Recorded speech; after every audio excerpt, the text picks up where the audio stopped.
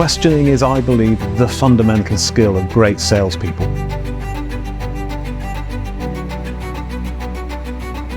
One of the big differences of the high-performing salespeople is that they know how to ask great questions.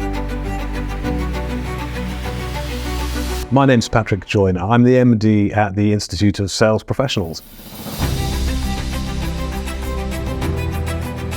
Most of us understand the difference between open and closed questions. We've been taught that for a long time.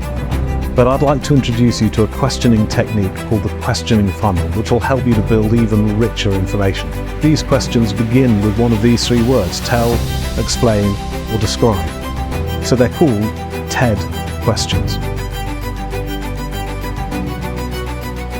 That genuine desire to really understand their customer's business and what they're trying to achieve is the thing which creates a great buying experience for the customer and therefore leads to a really successful sale.